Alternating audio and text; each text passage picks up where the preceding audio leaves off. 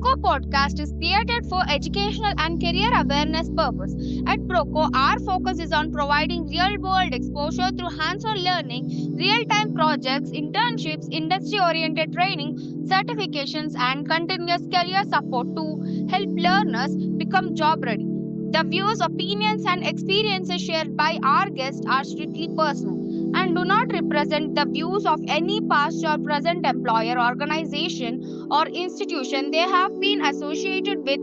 The discussion is based on individual professional experiences and general industry knowledge, and career outcomes may vary based on individual skills, efforts, and market conditions. Hello everyone, welcome to PROCO's Podcast, the place where we make inspiring and meaningful conversation with industrial leaders to help you build your career, sharpen your skills and become truly job ready. Today we are incredibly honored to have a very special guest with us. He is a visionary leader with over 25 years of experience across sales, pre-sales, business development, digital transformation, data analytics, AI-driven solutions, and leadership across global market. He has worked with organizations like NIIT, Seven Technologies, Emirates, Strive, and spent 17 successful years at Cognizant handling global business development. Now he serves as the Assistant Vice President Pre-Sales and Solutioning at Tier 2 IT Services. He is also a certified Toastmaster known for his communication excellence, storytelling, and leadership presence. Please join me to welcome Sashishankar Gopalan. Sir, thank you very much for joining us. We are very glad to have you in our studio today.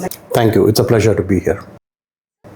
So before we dive into your remarkable professional achievements, I want to take this conversation right back to the beginning. Sure. Where did your journey begin? Can you tell us a little about your early life and family background? Sure. It's interesting that we are speaking right now when I'm experiencing my 25th year after I started working. So it's been 20 plus years and it's been a great journey. So it all started back in Perikulam where I was born, my mom's village. But I grew up in Chennai. All my schooling, college, everything was in Chennai. I started my work here. I finished my graduation and I started working right after that. I completed BSc Physics from DG Vaishnav College in Arumbakam, Chennai. And from 1999, I've started working.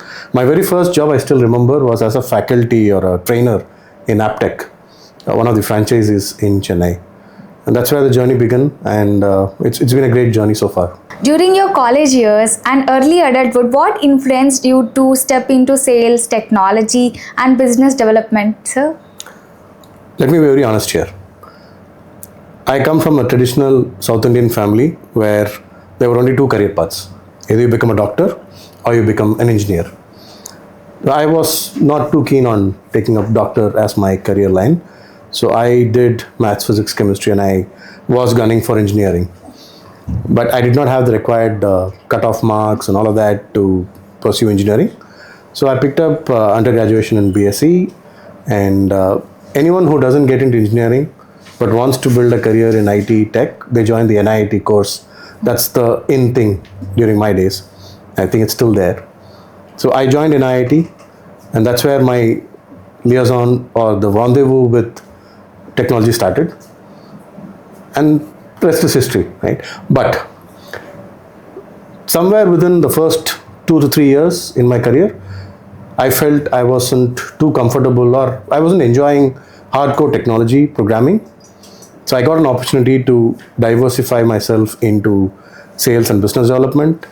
That was somewhere around 2001, 2002. And from then on, I've been in sales and business development. And that I feel is really where my heart lies and my passion is. And that's what I've been doing for the last 20, 25 years. And how did you land your very first job? Was though campus off or in campus, and how you got that opportunity, sir? It'll be funny if you hear what I say, but that's the reality. So after finishing my college, I was struggling to find my way, and I used to spend a lot of time in one of my friends' browsing center. I will do away with all the old newspapers and magazines, build my pocket money, and go and spend browsing the internet, Googling. And the wife of that browsing center, she was part of Aptech, and they were looking for new faculty members, and that's how I landed my first job. And then from there on, I went into more training related jobs, and then I was a training sales person for corporate training. And then eventually I got into IT as luck would take it. The early phase of your career with challenges, what were some initial struggles you faced and how did they shape your mindset? The biggest challenge I faced, at least what I think if I look back at those days, is lack of confidence. You step into a new area which you're not too accustomed to. You've been in college, you've had fun, you've done NIT courses, you've had time hanging out with your friends, and suddenly you get into a job environment. And then you see your peers and you look at their knowledge levels, and they might have been there for some time more than I was in that company or in that role. But when you suddenly look at those knowledge levels and you try to compare your levels with them, then that's when you start feeling less confident. I still remember there are days where I've come home, cried to my mom and said, "Oh, I don't know anything, Mom. I don't know how I'm going to survive in life. These people know so many things. I've not started anything." But my mom gave that confidence. She said, "No, that's all right. You will learn eventually." So I would go back and say that the most important tool is being confident in what you're trying to do. You can't learn everything from day one, but you have to be open to learn anything new as it comes your way, and be open to that learning, and try and always have the appetite for learning new things, and research a lot about something that you come across new. If it is interesting or if it's a trend, then continue to know more about it and build your knowledge on that. That's how I would probably look back all these years. So your career journey has blended multiple industries, technologies and countries. It's truly inspiring. Could you walk us through the major milestone of your 25th year journey? Many industries, yes, I don't deny that. But all of those industry experiences have come purely through my tenure in the IT industry. Across various roles that I've played, I've had the opportunity to work with many clients, and that is the industry experience that I will probably say I've gathered that. But major part of my career I spent in one company, Cognizant, 17 years. And in that 17 years, 9 years I was with one industry domain. And that's probably my core. I come from an insurance domain. I was a certified insurance broker back in 2004-05. And when I started my career in Cognizant, I was with the insurance domain for about 9 years. And then around 2014-15, I wanted to challenge myself because I felt I was going into comfort zone. And that's when Cognizant started a new BU in the digital space, mobile applications, social media, technologies and all that. So that was very interesting. And that's where I pivoted from being a single domain person into a multi-domain person. So after that, about 8 years in the digital domain, I've worked with clients across various industries, life sciences, manufacturing, retail, banking, all different industry verticals. Milestones have been many. I would probably say landing a job in a client location sometime around 2011-10. That's one of the important milestones because I always was looking forward to working in a client-facing role in a client location. So that happened in 2010. I went to UK, and that experience has been probably life-changing, I would say. It gave me an opportunity to interact with different kinds of people, and working very closely with the client within their business units, understanding their problems was interesting. And like I said, this was within the insurance vertical, but while I was still in the UK, I transitioned into a non-domain role, and as part of the digital experience team that I got actually opportunities to work across many clients, and interacting with clients from different industries gave different perspectives. So the major milestone for me is working in a client-facing role, learning a lot of new things, working with them, understanding their business is what I would put it at. But having sustained in this industry for 25 years itself is a big milestone for me. So I would just leave it at that. So you transit across many roles, sales, pre-sales, solutions, program management, AI and analytics. How did you continuously adapt and grow? See, that's one important aspect that I would probably add to the earlier point, confidence, that I called out. I was lucky to have good leaders in my various roles. Whenever I wanted to try something new, learn something new, they gave me the opportunity to do that. I was not curtailed from doing it. So that's a very important aspect, I would put it. And also the appetite to do something new, learn something new. So I would just put it openly to the fact that as long as you are ready to embrace anything new that comes your way, you don't see that as a challenge, but you look at it as an opportunity, I think that will take you to the next level of growth in yourself. Your time at Cognizant includes leading business development across India, UK, Germany, and Japan. Which achievements or experience had the biggest impact on your career, sir? Any role that involves working with clients, understanding their problem statements, and working as a team to identify solutions for that problem statement, that itself is very exciting. And like I said, I got a chance to play this role across different industries within the digital practice at Cognizant. Yes, I've had large portfolios as a pre-sales leader, helping my sales team win new business. But beyond that, I've also played market-facing roles. And I'm glad that there have been situations where I've been able to grow small accounts at some point in time when I picked it up as a client, brought in 4x, 5x growth in those clients. And my tenure as a telemarketer or a lead generation executive has been tremendous. There have been multiple meetings that I had set up for my sales team that converted into actual clients for my companies. So those are really great experiences. So I would always cherish those memories. What mindset shift does a person need to move from an entry-level employee into a leadership position like associate director, AVP, or beyond? It all goes back to the same few things that I have been repeating. So one, obviously, be open to learn anything new, embrace anything new. Don't look at challenges as challenges, but look at them as opportunities. And the most important aspect, I would put it, and something that I always felt has been the reason for my successful journey across various roles, is perseverance. And I truly believe that as you move towards a leadership role, trying to be really strong in certain things that you want to do and putting your heart and soul and persevering what you want to attain as an end state. And these are end states in short intervals. So you'll have a lot of short-term goals, but you'll have to work with a lot of perseverance to achieve that goal so that you can go to the next level of growth. So I would just put it at a couple of these things, right? Put yourself focused into anything new that you get an opportunity to learn, and have a lot of perseverance. Don't give up easily. Face all the obstacles and learn from your own mistakes.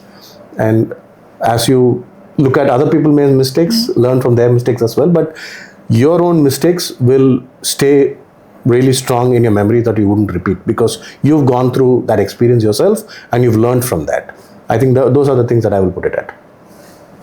So large portion of our audience are college students and freshers preparing for their careers. When hiring freshers today, what qualities do companies really look for? The basic requirements of the technical prowess that is going to be there.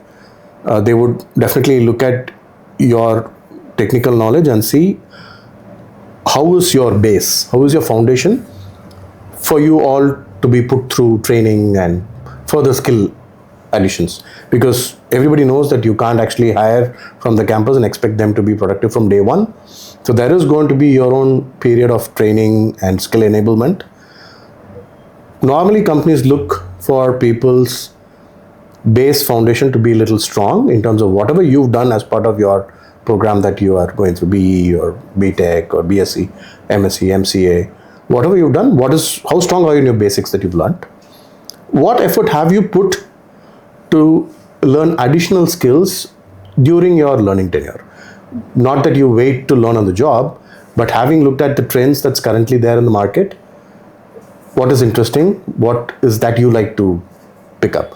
I've met with a lot of college students for interviews. So some of them have picked up cloud as an area of interest for them.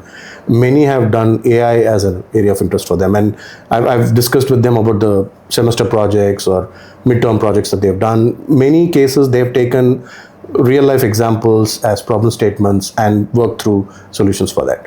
These are some really good things that stand out when companies come and scout for talent in campus. The next most important thing that they look at, see, skills like technology can be learned through a formal education process, right? And all these companies have the training setups up and running, which will help you in that enablement. But what is more important is the personality and the attitude that people carry. So that is the second most important aspect that companies will look for. What is the attitude of the person I'm trying to hire? Is there a fighting spirit in that person? Is there hunger for learning new things? Are they open to work in a team? Are they going to be collaborative? These are some of the areas that they would look at, and that's what people should focus on building. And very important is being open and able to communicate freely. So if that's an area that you need to work on, I think that should be something that people should really try to work, because going forward, every company would look at resources who are very good in articulation, who are able to put their thoughts across, and they're very good in listening and recording what is expected out of them, right? So these are a few important things that at least we look at when we go to campus or talk to people in colleges. Sir, how should students balance technical skills with communication and confidence and soft skills? All these skills are important for you to succeed in life, at work, right? Both put together. That's the work-life balance. So you definitely have to put a percentage to all of it. And depending upon the industry that you're, I'm not talking purely about IT or technology because I come from that domain, but beyond that, engineering or hospitality, communication, any industry, 50% is going to be allocated to the core skill that is required for that industry per se. The remaining 50% is where the personality skills, the communication skills, the ability to show leadership skills, the ability to work in a team and a collaborative manner, those things come in, right? So I would, at a very large perspective or at a 10,000 feet view, I would put 50% are the core skills for the job, 50% are the interpersonal or the personality skills. That's how I would put it. Equally important. Sir, what are some common mistakes freshers make during interviews or while creating their resumes? Always be honest. While creating resume, you just have to put facts of what you've done and what you're able to explain when asked what you've done. In an interview, when it's face-to-face, or these days a lot happens in the digital medium, if you're asked a question and you don't know the answer, the correct answer, do not try to create your own answer. Be honest and say that I don't know, or this is what I think is the answer, but I'm not sure. It's always okay to say, sorry, I don't know answer to that question. Do not try to create an answer just because you feel that, oh, I should not be saying no to something. It's always okay to say no for something that you don't know. Sir, if a student want to stand out in placements and become the recruiter first choices, what should they start? Some of the points that we already discussed. So definitely you should keep your eyes and ears closer to the ground. Look at what's happening around you, what's in the trend, and be knowledgeable about that. And the most important, I have seen many students don't do this. You know you're coming in for a campus interview, or you know you're going in for interview, even if it's off campus, you know where you're going. You know which company you're going for an interview. It is always good to do some homework about that particular company. There have been many occasions where during a campus interview, I've asked someone, okay, do you know what we do? Sometimes they turn a blank. So the very important aspect is, like I said, be open, be honest, and try to learn whatever is in the trend. Keep a watch on what's happening in the industry. And most importantly, the company that you are going to be interviewed by have a good knowledge about what they do and in general the industry. But if you know for sure that you're going to a company A or a company B interview, just understand what that company does, what's latest in that company's news. Right? They might have done a partnership recently, or they might have won a new logo. So these are coming up in the news releases by the company. So have a look at their website, see what's most recent. They might have won an award. So you can call out all of these. That gives the perspective to the interviewer or the person who's trying to hire you that you are showing genuine interest to know about the company. What are the biggest gaps between college education and actually industry needs? All right, and many times we end up blaming someone for this, but my personal view in this whole thing is that the world is changing really fast. And it is going to be difficult for everybody to keep pace with that, and more importantly, for academia to keep pace with that. So there will be a base curriculum that everybody will go through as part of their educational process. And I see clearly that institutions have put in the efforts to give opportunity for students to learn other additional skills that are in trend on that particular day, right? So students have to be welcoming some of these initiatives that are being taken and try and master as many skills as possible. And I see many of them do that. And today, unlike my times, people have access to the platforms like Udemy, Coursera, and so many other programs where it is easy for you to enroll into a program of your choice or program that is very relevant to the industry today. I guess that is what I would say is the most important aspect that students have to do. Your curriculum from your college is just the foundation. You are going to learn the base from where you'll have to build on your own. So those are the opportunities that gets created for you around your base curriculum. So acknowledge that, embrace that, and then keep a watch on whatever additional skills that you'll have to look at. Even though companies come and hire in these colleges, they also know that students don't come with all the necessary skills. And many a times, you might be hired for a particular skill requirement in an organization, but by the time you join the organization, things would have changed. The customer would have said the project is no longer happening, or the company would have created a base of members needed, hoping for certain projects to come in, which may not come in for various reasons.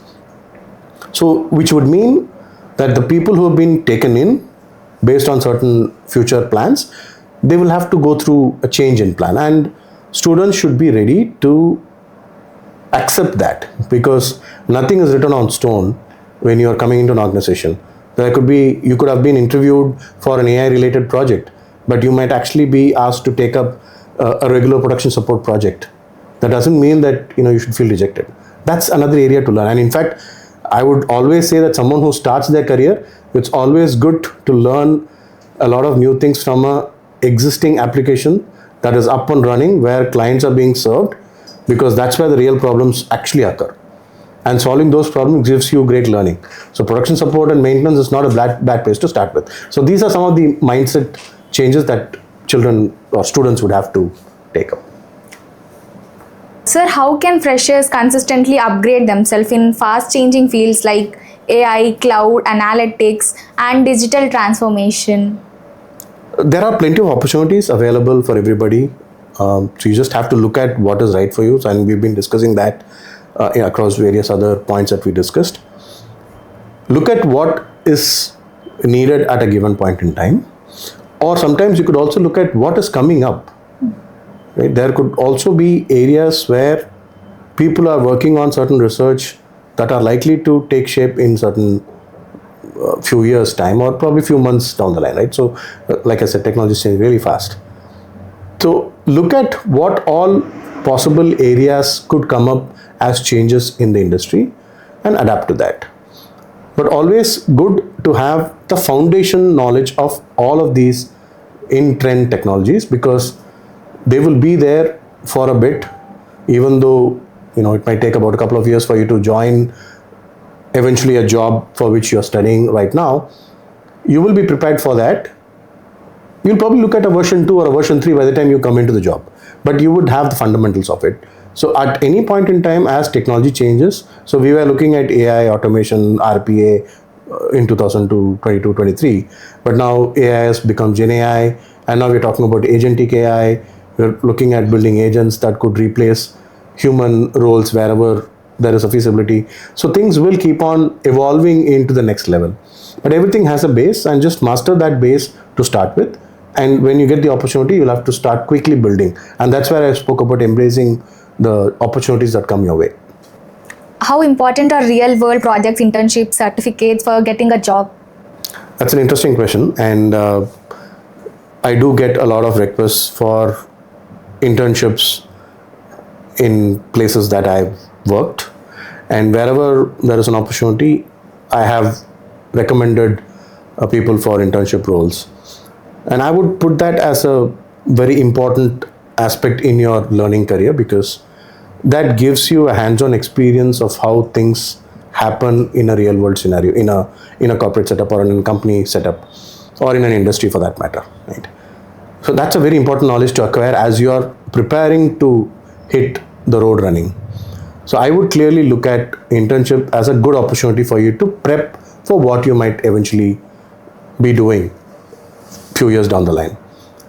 When it comes to certification, it is not important to acquire a lot of certification, but it is important to acquire the right certification and at what levels. It's not always good to a Gen AI foundation course or an automation foundation course, but can you pick up the next level? Can you deep dive level 2, level 3 in certain areas? You don't have to master everything, but if you know the basics of many technologies, but you pick your interest. And that's what I said I saw as a clear trend in some of the students that I spoke during campus interviews. Some of them have picked clearly AI as their trend. Some of them have picked data analytics as their trend. And some of them have picked web development as their place of interest. And everything has its importance.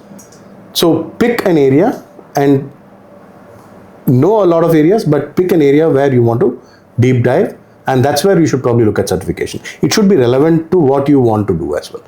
Build your interest in a certain area and then build certifications on that area. So what small powerful habits can significantly improve a student's employability? Well, I've been hearing a lot of ideas around small habits, tiny habits, and I'm also trying to inculcate some of them in my life, and it's not easy, it's very challenging. But I guess the most important small habit is to consistently keep learning. So you see a lot of these Facebook apps, stop scrolling and start learning, right? Micro learning. Don't do social media, but do micro learning. So I think those are really interesting topics that students can try and build as their habit. So continuous learning, short bit learning wherever possible, a quick micro learning opportunity if it's there, pick it up. So I think that would be the way to go. Sir, you work extremely close with AI, data engineering and digital transformation. Let's talk about the future. How is AI transforming job roles across India today?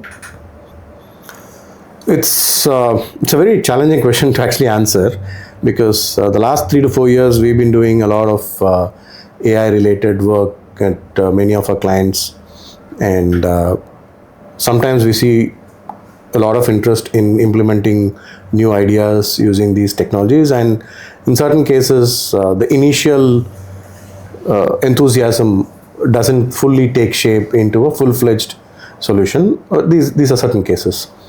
But having seen the trend in the last couple of years, we definitely see AI impacting many areas of work that we do. But very clearly, the repeatable tasks that we do with human effort, that is definitely getting impacted. And it also makes sense. That means it helps companies relieve people from mundane jobs and give them opportunities to do the next level tasks. So I think that would go on in its path. Beyond that, it's definitely a bit challenging to perceive or even to put a point and say that, okay, these are the kind of what do I say? These are the kind of impact that we would see, or the disruption that we would see. We'll have to closely watch that, but clearly, wherever there is an opportunity to automate certain tasks that doesn't need people to be involved, and tasks that are repeatable and mundane, those will definitely get eradicated. And we are already seeing agentic AI doing that in many ways. So, and we see that even when we try to do a call center connect, right? We don't directly get a chance to speak to people these days. So companies have automated a lot of the standard responses where they don't actually have to depend on a human to intervene and deliver. And that's what's going to happen. So where AI can replace simple, repeatable, and non-intensive tasks will definitely get automated, and people will get an opportunity to do better things. So like many people say, right, it's not taking away jobs, it's actually making you more productive and more efficient, and I would stick to that. So what new career opportunities are emerged because of AI, automation and data-driven technologies? Definitely analytics is taking great shape, and the prompt engineering is another key area where people are focusing on, and agentic AI is catching up. Vibe coding is another great vibe that's there currently. So I think this is going to be there, and more of assessment of data, analytics of data, and how that can be transformed into actionable outcomes that are more meaningful, that are more customer centric. I think that's where the focus is there, and it's going to be there. How can we serve our customers better? By analyzing our data more and more deeper.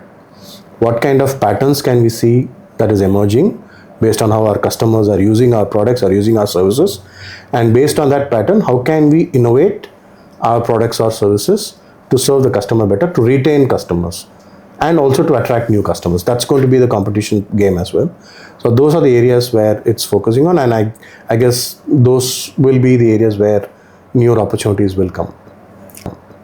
So which future ready skill should younger professions start building today to stay relevant? It's a $1 million question, and it's very difficult to answer that because, like I said, we are looking at newer technologies on a daily basis. I would keep it very simple. Look at what is currently in trend, and look at areas where investments are being made, where R&D is being done, and stay close to that, because none of us can predict how things are going to change. And let's be honest, last 2 years I think we've been hearing this AI is replacing jobs story, but it's not happened. Yes, there are certain jobs like we discussed which could get automated, that have been automated with the help of automation and AI, but it hasn't taken away jobs. It's made us more productive. So stay in the current and have a slight peek into the future. Keep your ears and eyes closer to the ground. That should do it. Even with automation, what human skills will always remain important and irreplaceable? Right. Interesting thing that we do in every AI or Gen AI related solution is a component of human in loop. Right? Human in loop is still being discussed, even though we are discussing a lot of AI related questions. So all said and done, at some point in time in a business value chain, the importance of the human touch or the human presence is going to be there for sure. Right? What will happen is it will become the core skill of that particular business domain where the human's intervention will come. Like for example, I have submitted my insurance claim. What is the status? You don't need a human to come and say that we are reviewing your claim. Right? That can be automated. So the status of the system, the claim is available in the backend systems. So it can obviously give that update back to the user. But let's say, for example, there was a particular claim amount that had to be paid back to the customer, but there is a variance of it. So the customer is going to come back to your call center and reach out asking what's the discrepancy. So there is going to be a difficulty of an automated solution there. So that would get deferred to a claim assistant to explain what happened. Let's say in a new business scenario, an existing customer wants to try a new service. Up to a point, that sales cycle can be automated, where you can say, give all the options to choose, and based on that you can say this is your product. But beyond that, the intricacies of the product, how the product would be beneficial to a particular customer, is that product exactly fitting into the customer's requirements, or is there a recommendation to make a different product being evaluated? So those areas is where the expert comes in. That's when the SME comes in. So this is how the importance of human presence is still going to be there. I remember for one of the clients, we were trying to work on a solution where the AI could evaluate the mood of a conversation. Now, how much ever AI can evaluate the mood of the conversation, at some point in time, if the customer needs a bit of empathy, then the human agent needs to come into the picture. So wherever it is people-centric, wherever it needs that emotional angle in a client service environments, those areas definitely it's going to be there. Wherever it is consultative, those areas definitely the SME expert is going to requirement is going to be there. Sir, at PROCO, our focus has always been in transforming learners into job reality professionals by giving them hand-on experience and real-world exposure. From your perspective, how does PROCO create a meaningful bridge between academic learning and the actual expectations of the corporate world? Yeah, I've looked at what PROCO does, and it's really good to know that you're looking at real-world skills and hands-on experience as a key focus point. And that's very important. Like I said, the need for internship, right, that we discussed, that's where you get to see the real action while you're still a student, right? You come and experience 6 weeks in a work scenario, and to see how work gets done. You do small projects and you learn in that process. And during those internship, you are told what skills to acquire and what kind of certifications to do, right? So I see the parallels in what PROCO is trying to do, giving real-time project experiences, building internship experiences, ensuring continuous learning. These are really important aspects to cater to, and I really appreciate the efforts there. PROCO provides a 100% internship guarantee, industry certificates, a full refund policy, learning portals, recorded classes, and expected webinars. How do these USPs make PROCO's training approach more impacted than standard theory-based education? I think leveraging digital technology has been a very important driver to foster better learning opportunities, and we see that. The most important area where digital technology has been embraced to the best of its ability is, and thanks to COVID, we all moved into a digital world, and that's exactly what I see as mirroring in what PROCO is trying to do. And these are important because, one, it enables anytime learning, anywhere learning, and it cuts down dependency on people to learn. So when you need a specific SME, you always will get access to the SME, but all the self-learning opportunities and on-demand learning, and like I said, anywhere, anytime learning, I guess those are the key aspects that is getting addressed by what PROCO is trying to do, and that's really commendable. So many edtech companies focus mainly on making money through training alone. But at PROCO, we offer programming courses at very affordable prices. And our goal is to provide real exposure by conducting webinars and inviting industry experts like you to share your experience. Do you think adds meaningful value to their learning? Well, absolutely. See, never can you replace experience with anything else. So learning from the practitioners, hearing from the horse's mouth on how a problem was solved. Now, let's say, for example, you are having a learning program on how to build a marketing website. And then you actually have a practitioner or an SME who comes and says how they did it. then it's easy to relate what you're learning and what the actual experience is. And I guess that's where what PROCO is doing really makes it a lot more sense. And I think it's a great way forward. Sir, before we wrap up, a few powerful questions. What will truly benefit to our audience? Sure. From your 25 years, what are the top 3 lessons every young professional should carry with them? I'm going to be sounding like a broken record, but embrace new opportunities, always keep learning, and persevere towards your goal. What are your practical resume building and interview preparation tips and freshers entering the job market? Make sure that you clearly call out any practical experiences that you have during your projects and internship. That needs to be called out. Have a very focused learning path and ensure that that learning path is clearly visible in your resume as you're building it. And be honest in what you're trying to convey, either through your resume or when in a face-to-face interview. I think these are the basic skills that people need. Rapid fire round. One skill every fresher must learn. Continuous learning. One mistake every fresher should avoid. Not being honest. One trait that guarantees long-term career success. Perseverance. Your message for some time feeling anxious but about placements. Don't be anxious. Your day will come. There are so much of opportunities out there in the market. So if one door closes, definitely the another door will open. The most important thing for you to remember is not to be anxious.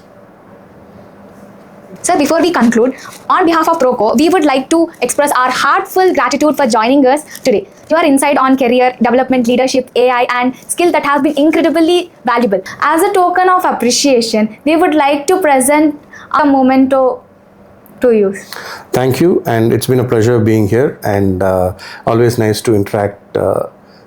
Anything that is related to students who are coming in from campus to corporate life, and any thoughts that I'm able to share towards the benefit of them, I'm glad that I get an opportunity. So thank you again.